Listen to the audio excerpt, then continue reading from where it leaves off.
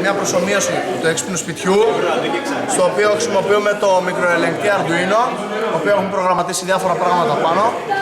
Ένα εξ αυτών είναι ο αισθητήρας κίνησης, ο οποίος μπορεί να το χρησιμοποιήσουμε σαν σύστημα συναγερμού. Εδώ πέρα έχουμε τον αισθητήρα θερμοκρασίας, ο οποίος όταν η θερμοκρασία του σπιτιού περάσει το όριο που το έχουμε ορίσει εμείς, ξεκινάει αυτόματα για να ψήξει ή να θερμάνει το χώρο αντίστοιχα. Εδώ έχουμε το σύστημα με το σερβοκινητήρα, ο οποίος ανεβοκατεβάζει τη τέντα του σκίαστο του εξωτερικού μας χώρου. Εδώ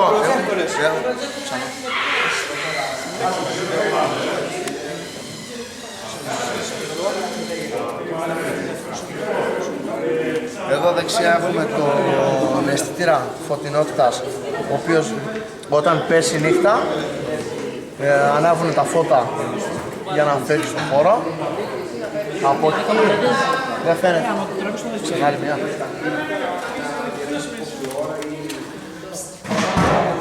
Ξαναδείξει αυτό. Αυτό.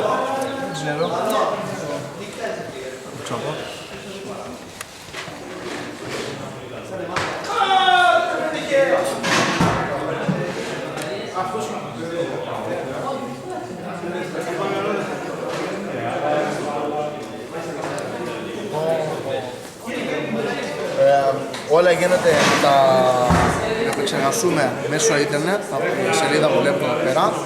Μπορούμε να ανοίξουμε, να κλείσουμε, να ρυθμίσουμε εμείς τα συστήματα μέσω του Arduino.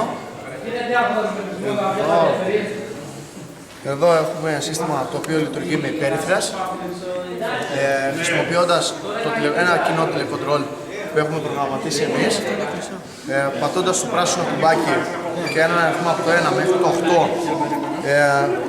8 παίζει μία νότα.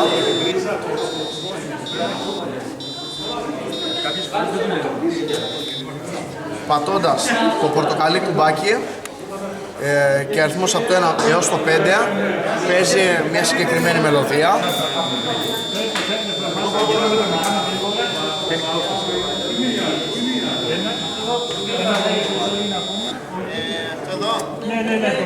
Ανάλογα το κουμπί και διάφορες μελωδίες. Μπορούμε να το ρυθμίσουμε ανάλογα, να βάλουμε ένα τραγούδι της αρεσκίας μας, ανάλογα τις νότες, τη συχνότητα που το προγραμματίζουμε μέσα.